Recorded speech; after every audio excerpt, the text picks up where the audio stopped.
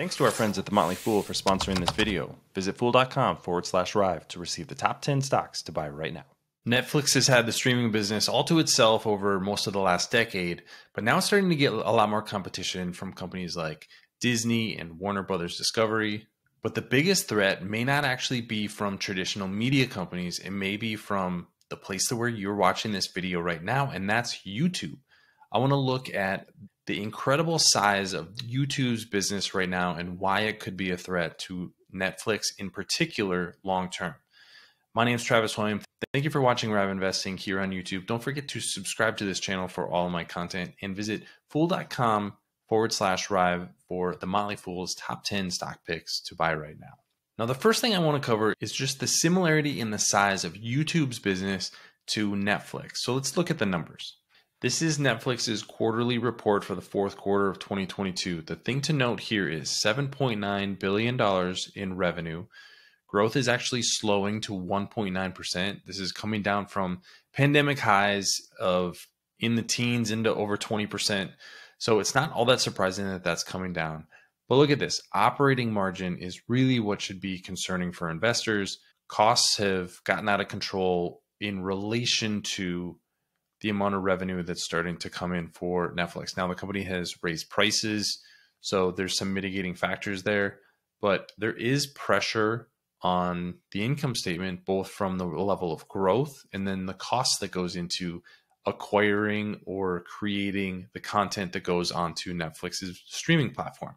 Let's contrast that to Alphabet's results. Now, we don't get the same detail from YouTube, but you can see here, 7.96, almost $8 billion, and that's down from $8.6 billion a year ago for the fourth quarter in 2022. YouTube's streaming business is actually bigger from a revenue perspective than Netflix. Now, they have very different business models.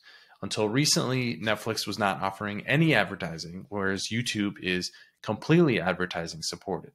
That's one of the big reasons that YouTube had a drop in revenue over the last year. There's impacts from Apple's ATT policy, from Apple's app tracking transparency policy. There's also just a general slowdown in the amount of advertising spending that's going on as companies try to cut costs, and ads are one of the things they naturally are going to pull back on. But this gets to the general trends that we can look at for both the companies and where their content is coming from and where the costs come from. Now, Netflix is obviously more of a traditional media company in the kind of content that it's producing and putting onto its streaming service. So it needs to either pay other companies to produce that kind of content and just pay a licensing fee, very similar to the structure of a cable company or another linear TV company. YouTube is going to be very different. YouTube is what's called user-generated content. That means anyone can upload almost any piece of content and put it on YouTube, and they only start monetizing if YouTube is monetizing. So this channel right here, I get a little bit of revenue from everybody who is watching, but I'm making only a fraction of the revenue that YouTube is making. Just a portion of that gets shared with me. That's the way the business model works. So if YouTube's revenue goes down, their costs go down as well. They also have the advantage of creators building content and finding those niches where people are going to be looking for it. So the question from a technology standpoint is the way tech usually works is lower cost content that's more abundant eventually improves in quality over time. I think you've seen that over the last 10 or 15 years with YouTube, is that the content keeps getting better and better. There's a lot more of it, but the high-end content is just simply higher quality than it's ever been before. That's because we have high quality phones in our pockets, we have great broadband connections, and people are just learning how to do a better job of creating videos. That's going to put pressure on the bottom end of Netflix's content. And this is where I think what's called the smiling curve is going to be really important. In media, this is a concept where the value is in really niche, smaller content. That would be things like user-generated content, and then in tentpole content. So think the kind of content that Disney specializes in with Marvel movies, Star Wars, Pixar. Those are the pieces of content that people are going to go seek out and go find. There's not a lot of content that Netflix has that people are seeking out and finding, and they're also not getting that user-generated content. They're sort of sitting in the middle of this smiling curve. That's one of the reasons that we're seeing the margin pressure that the company has right now.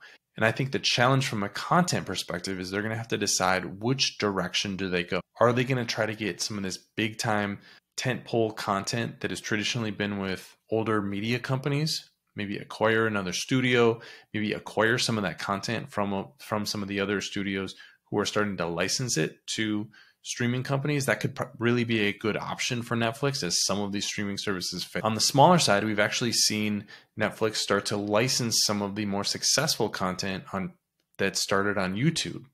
So I guess that's a way for the company to get some of that content, but they do have to pay more than YouTube did to get some of those channels started. So Netflix is in a really interesting position right now, but I wouldn't be as worried about competitors like Disney or Time Warner Discovery. I would be worried about a competitor like YouTube and the content on YouTube both getting better and be more flexibly monetized in the ways that YouTube can, that Netflix simply can't compete with at this point. That's what we should be watching, is what sort of pressures on the lower end of the content spectrum, what did they really bring to the market? I'd love to hear your thoughts on Netflix's position in the media landscape today. There's a lot changing. A lot is going to change over the next 5 to 10 years as some of these streaming services fall by the wayside. Netflix, I think, is clearly going to be one of the companies that survives, but what does their bargaining position look like? I think that's yet to be answered. So a lot of questions for this company and the stock going forward. Leave your thoughts in the comments section below. Don't forget to subscribe to Rive Investing. Thank you for watching, and I'll see you here next time.